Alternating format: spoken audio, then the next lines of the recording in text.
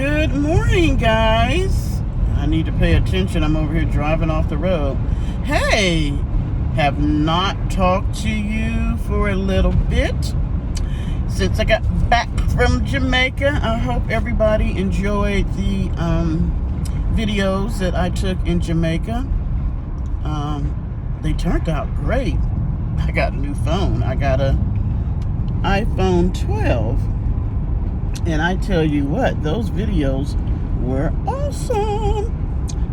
Hello, welcome to Defining Deborah. I just wanted to come on because I haven't been on for a little while. And I am out of the house and on my way to work. So, figure out what's going on here. I thought I would bring you guys along. Let's see if this will switch it for me. Yeah, what I can't figure out is how to switch my phone back to the other way once I turn it towards me. But if you notice, I got a suntan. Actually, I got sunburn, guys. So yeah, it was extremely relaxing and so much fun.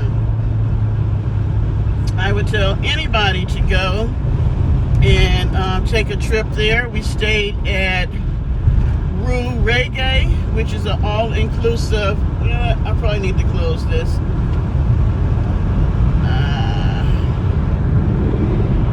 Okay, so that should be better. Closing that sunroof.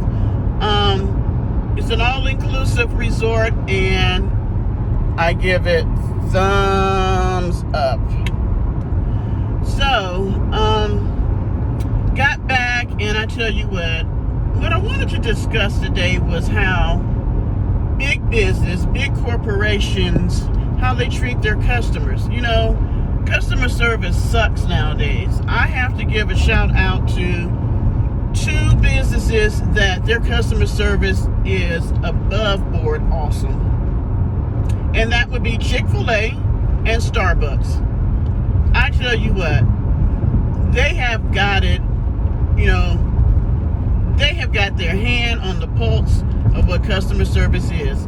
I don't know what their training program is, but every restaurant and store, retail, groceries, all of them need to take a chapter from their training on how their employees should interact with the customer. So a shout out to Chick-fil-A and to Starbucks. Yay! Woohoo! And so, yeah, because right before I went to Jamaica, I went outside and I was taking my Yorkie Parker. You guys have seen him. I'll have to do a little live or something with him. I mean, not live, but video, sorry, with him. But yeah, so I was going to take him. It was the week before, actually, that I was going to take him, exactly a week before, and the car wouldn't start. So I'm clicking the key fob. That's the thing you use to unlock the doors and stuff. Didn't work, so I couldn't figure it out. So I thought it was a battery that needed to be in there. So I Ubered. First time Ubering, won't do it again unless I just absolutely have to, because it was ridiculous. I went like 10 minutes from my house, or maybe less than that, and they charged me $20 to go and $20 to come back. I'm like, to buy a $9 battery? Okay. So, yeah, so I did that, came back, changed the battery out, and well, guess what? It wasn't a battery. So I'm trying to figure out what is going on. Well, when my car was locked up, nothing would work. I couldn't get under the hood, couldn't get in the trunk, nothing. So I called a couple of locksmiths. They were saying that, you know, they couldn't do it because of the type of the key I had, and I would have to go through Lexus, which charged from $300 to $500 for a new one. So I called my insurance company, and I'm going to put this, which is USAA. And up until then, I was singing their praises. Really was. I pay a lot for that insurance. And I actually have, well, at that time, I had 3 cars, rental insurance, property insurance, all that with them. So, I'm paying a pretty penny each month. So I called to get a tow because I was going to have my car towed to the Lexus dealership so they could tell me exactly what was going on. Well, the next morning, the tow truck driver comes. It's about 8 o'clock. I think my appointment was like 9:30. And, he wants to get in the car, and I'm explaining to him that I can't get in the car. So he unlocks the door, and so I was like, hey, let me see if the car will start up once the door was unlocked. Well, it didn't. So he's like, well, have you checked the battery? I said no, because, I couldn't get under the hood. So he's like, well, let me check the battery for you. So he checks the battery and shows that the battery was dead. My battery was 3 years old, and he was like, they only last between 2 to 3 years, so you probably just need a new battery. So at this point, I'm excited because I don't want to have to pay Lexus all that money to do something to my car. And I assume he knew what he was talking about since, he goes around either jumping people's cars off and all this other stuff because he's a tow truck driver. So he gives me a jump, but now when he gave me the jump, I actually had stepped inside the house because it was over 80 degrees that morning, and I am in menopause, and I had started to sweat. So I stepped in the house to get me a piece of paper towel just to wipe my face. So when I stepped in, I heard my alarm going off. And so I immediately came back out, and he was like, hey, I need to use your key so I can override your alarm system. I've never heard of that happening where the alarm goes off, and somebody's trying to jump your car. But I don't know any cars are not, is not my forte. So I didn't know, He starts the car up. I leave it running, go through all my tennis shoes, and I go to, like one of the little places, it was O'Reilly, and got a new battery. Well, when I got in my car, because it was a warm morning, and I live in South Carolina, and I'm in menopause, I'm always, the first thing I'm turning on is the AC. So I get in the car, I try to turn on the AC's not working. So I noticed that the radio wasn't working, and there was nothing on my display unit except for the word Lexus. And then a message came up saying something about something being disconnected or something like that. So in my mind, I'm thinking, okay, well, the battery is so low, and I hadn't gotten a new battery yet, that's probably why everything isn't running. So even after I've got the new battery put in, it still wasn't running. So the young lady was going to tell me to put the battery in that you got to give it a couple of hours or a day because the Lexus has to reprogram itself. No, that didn't even sound right. So I called the Lexus dealership back, made another appointment, took my car over there, and they were like, my display unit, radio unit, and navigation unit all got burnt up. Now, if they had just quit working, or there was a fuse that was blown or something like that I can understand. But how in the hell did they get burnt? That's what I'm trying to figure out. Burnt up? The wiring got burnt up? Electrical part got burnt up?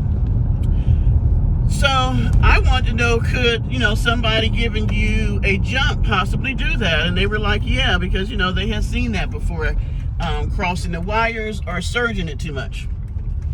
Okay, so I take the little estimate and I call USAA.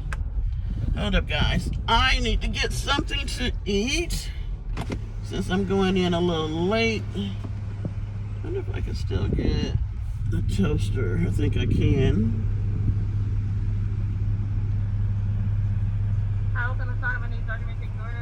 Hi, yes. Can I get the breakfast toaster with bacon? Bacon breakfast toaster. Do you want the tots or fries or just the toaster? Let me get tots, and then can I get a strawberry limeade?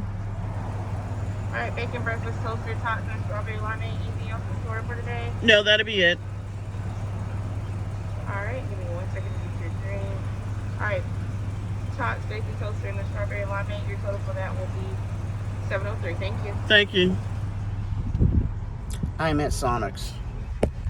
Don't know if everybody has a Sonics. I'm gonna sit you right here. I guess you can see me. Can you? Yeah, you can see me. Well, sort of, kind of. Hold on.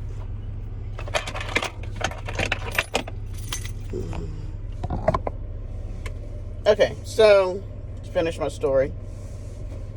So now I'm talking to them, and so they're like, let us investigate. Well, my thing was, nowadays these big companies don't do all the work. They outsource parts of their work. So USAA outsources their towing. They don't necessarily have a towing department. They go through another company. Okay. And they're called Agero. I don't know if you've ever heard of them. Agero. Yeah, I'm putting them on blast. So, they're like, well, you need to go ahead and file a claim with them and all that. So I filed a claim with both USAA and Agero. Agero is the very worst company I have ever in my whole life had to deal with. I first called in the claim, and the young lady acted like she was taking all my info and told me that within 24 hours they would have sent me an email. That was on a Friday, because everything happened that Thursday, and Friday was when I took the car in to Lexus. Okay, so like I said, I do the claim. She tells me that, I'm going to receive something over the weekend. Never did. Well, I'm a big, I don't feel like calling this. I'm a big follow-up person. So, you can see the traffic though. Sorry, you guys. I'm just doing all kinds of stuff. So I'm a big follow-up person, so I call back. They're looking in the system. They don't show where the girl put anything in. So now I'm upset because, first of all, it took me an hour to get a customer service rep, and then it took almost an hour for her to get all the information. So 2 hours wasted on Friday dealing with them, and she didn't even do what she's supposed to. So I go through this all again. They requested that I make a statement, send in the estimate, so I sent in everything that they requested after I gave a whole full statement of what happened. That was Monday. Wednesday, I get an email saying that they didn't receive the information. Send it again. End of the week, they tried to send me an email saying that they didn't receive it. I sent it 5 times. I sent that stuff probably 7 or 8 times to Agero. So now I'm going back and forth because it's hot. If I have no AC, then I have no defrost. That next weekend I had to work. This must have happened 2 weeks before, because I had to work the weekend before I left. So 2 weeks before, I'm trying to keep the windows, wiping the windows down on the way to work because they're fogging up and all this stuff. Just craziness. It's hot as hell in South Carolina, so I'm sweating anytime I had to go somewhere. It was just ridiculous. So I'm just trying to figure out what in the world is going on and why they just won't, get my car fixed. So now all this went on prior to me going to Jamaica. Even when I went to Jamaica, I got, what they call it, international calling on my phone through AT&T so that I'd be able to call home. And also, I'm still trying to handle this situation because I need a car when I come back. So I'm calling them from Jamaica and all this stuff. So they put this guy over, the rep that was over. 2703. Thank you. Processing my claim and checking everything out. His name is Victor Lopez. Putting him on blast too. So now, thank you. At this point, I never heard from him before I left. I heard from him through email. Can I get ketchup? Ketchup? Mm-hmm.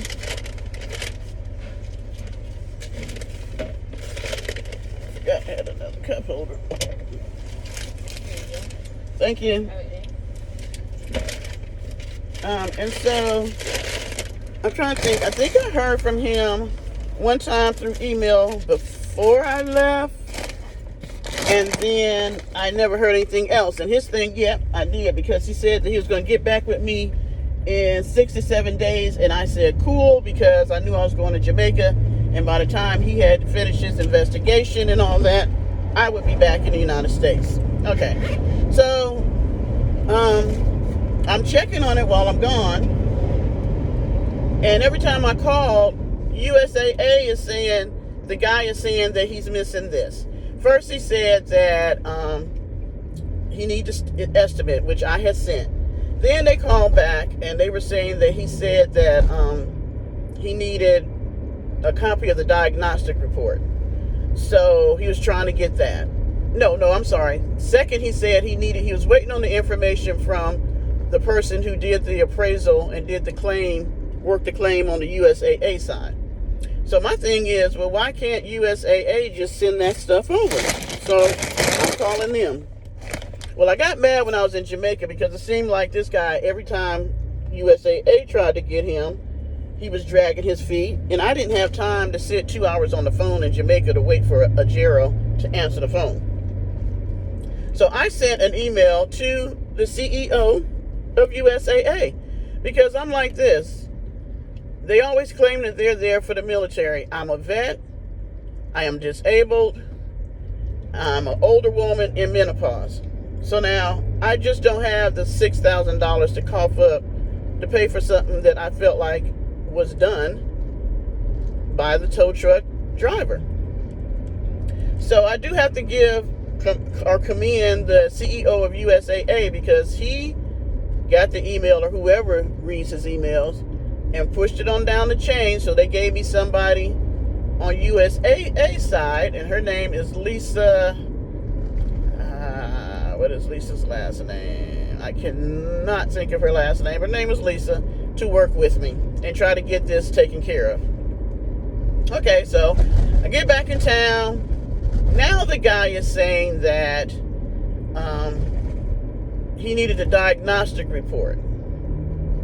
So I called Lexus myself because the gentleman that originally helped me at Lexus, Melvin Alston, refused to take my phone calls and would never answer my emails. But it was funny because Melvin continued to send me texts to give him a good review, which I would never do, because my thing is, all you had to simply do was send in the information that I needed for my insurance.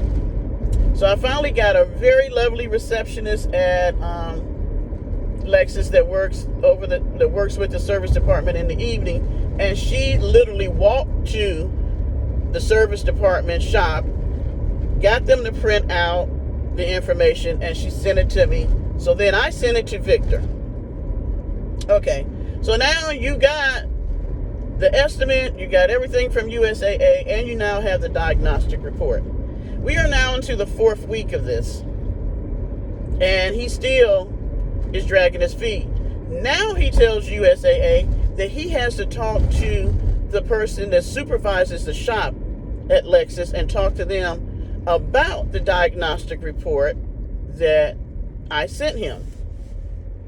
Okay, so I'm upset now. Yeah. So I emailed the CEO of Agero. Didn't get a response from him. He wasn't as nice as his name is Dave Ferrick, F-E-R-R-I-C-K. Like I got the popo in front of me. City of Columbia Police. But yeah, he wasn't as nice as him. So he didn't respond. So now, I mean, we're in the 5th week now. So I called and I got his receptionist, lovely woman. And she was like, I'm the one that takes the complaints. And so I was like, I explained to her what was going on. I gave her the guy's name that's supposed to be working on my claim, Victor Lopez. And do you know this was last Thursday? Actually, a week ago. Okay. Last Thursday, 5th week. It's amazing to me that I don't know what she did or who she talked to. But what I do know is that by that afternoon, he was calling me by 5 o'clock that afternoon. Let me put my phone down since I got the popo next to me. Yeah. Now, mind you, I have had to go through 2 CEOs. I've gotten a special rep at USAA. The managers and supervisors at USAA are trying to work with Agero to see what's going on my behalf. The representative from USAA that works closely with Agero was now involved. And I had to get the secretary of the CEO of Agero involved. So this is what Victor does. He calls me before, I'm going to say 4:35, 4:45, to tell me that they denied the claim. And I would like to know why. So this is what he says to me. He says that they denied it on the fact that they didn't have any evidence to prove that the tow truck driver did damage to my car. They would need the battery.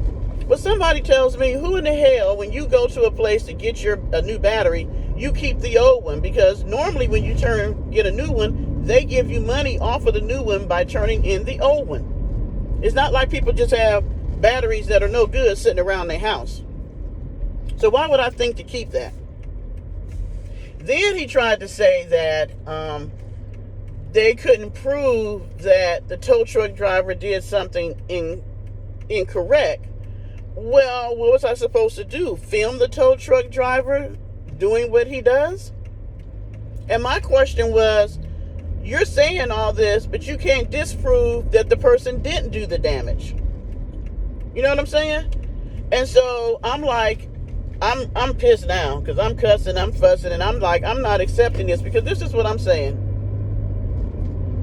I forgot to tell you, I even took my car to a second location. Wasn't even a Lexus dealership, just a local repair shop here in Columbia. I didn't tell them that I had taken my car anywhere prior to that. I just told the guy what was going on. He checked out the car and he was like, well, ma'am, I don't see anything wrong. Well, I had told the young lady who answered the phone and made the appointment for me what was going on. So when the mechanic came out, I told him that, nothing was coming up on my display, blah, blah, blah. He checked the fuses, everything was fine, and he then told me that the units were burnt out. And they even said that it could happen by somebody doing an incorrect jump. Sent that in to Victor. Now, this is what I have come up with, is that Victor got mad because I did go above his head, and I'm sure when the shit started rolling downhill, he got mad because I'm sure his boss had to come to him because his boss's boss went to him. You see what I'm saying? Once the secretary got involved and she took the complaint from the CEO's office, everybody had to explain why nothing was being done on this claim. And that's simply because Victor Lopez is a lazy ass and he was not doing his work. And he figured that he can continue to drag this on and on and on, and it would be, I guess, okay with me as a customer. But when I did what I did, he got mad, and he just wrapped this all up in less than 8 hours and came up with that. But he couldn't have done this. He hadn't done this in 5 weeks. So when USAA called to find out, all this, Lisa, lovely young lady, she said the same thing I said. She was like, Miss Parker, I knew you weren't going to be happy with this.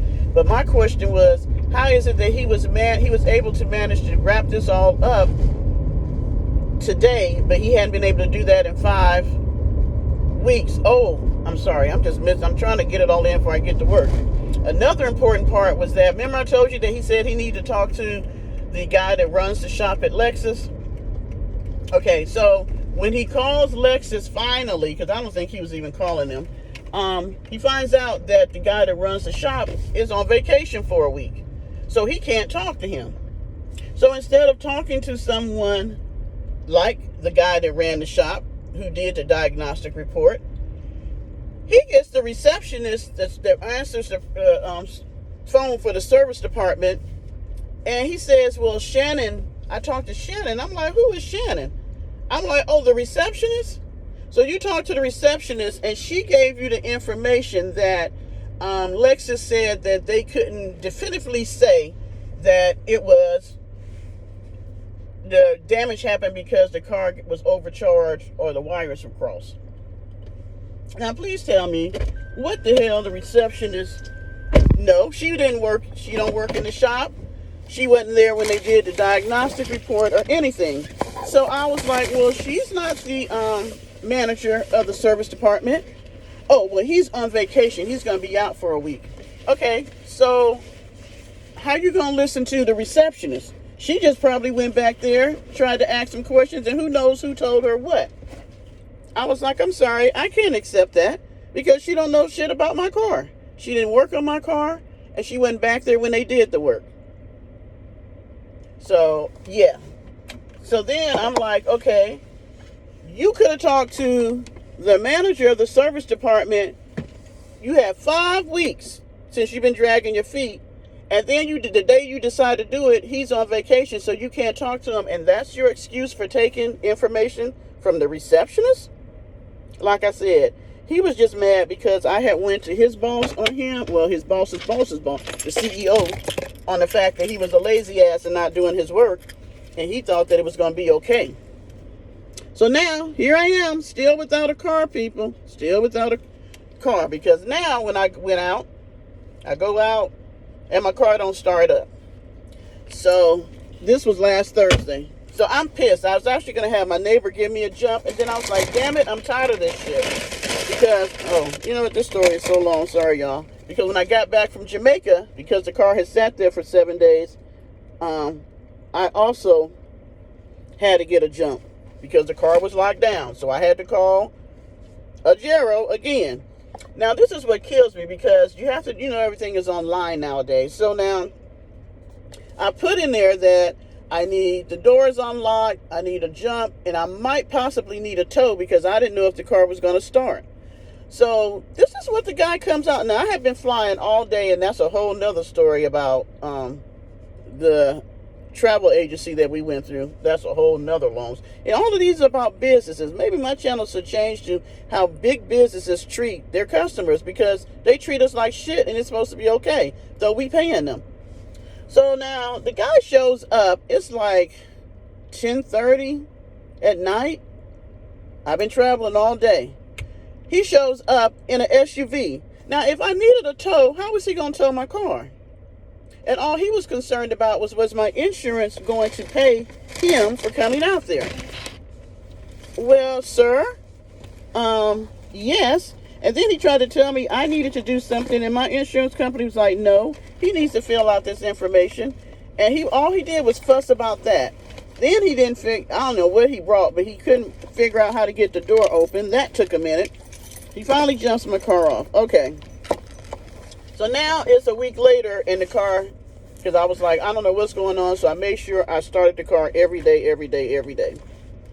Week later, I go out there, car won't start.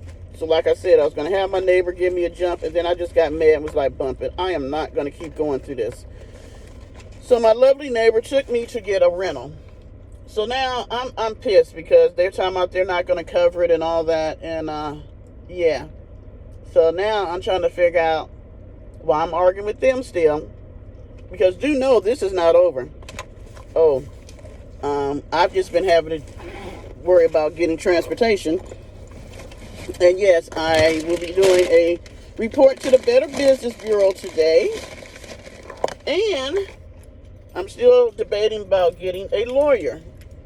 Because I just think that it's unfair in how they feel like they could treat me when it came to this. Because my thing is this. Since you're saying that I can't prove that the guy did it, and you can't prove that the guy didn't do it, I would at least expect him to say, okay, Miss Parker, we'll pay half. We'll pay half of the $6,723 that it's going to take to get your car repaired. That's what a decent organization would do. I think they should have paid all, but hey, if they had said I'll pay half, I'm like, you know what? I might not like it, but I can at least work with that. They're not paying anything. So they just left me out here high and dry with no car, and I live in the country. I live at least 15 miles from being able to get into the city. So I'm like, okay. So this is what I decided, and this is what I got. You guys, look at this.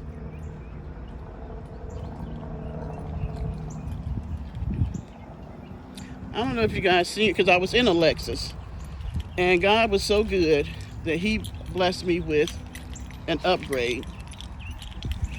I love it, love it, love it. And so, yeah, I ended up going because I was like, I could either invest the $6,000 in my other car, or I can invest it in getting another car. I didn't want to get another car, because then I was going to have a car payment and the other one was paid off. But in the long run, I went ahead and did that. And so, yeah, that all happened yesterday. Okay, so I am here at the job, getting ready to go in. I always say I'm going to get here earlier, and I never do. I'm actually working this week for another counselor who's on vacation. So, if anybody has had any issues with a big company that treated them like crap and they want to vent, put it in the comments, because this is not the end of this. I am real tired of people taking my money and thinking they can treat me any old kind of way. That's not how it works. All right, guys. Love you. Thank you for checking in with Defining Deborah. And I will talk to you guys later. Bye-bye.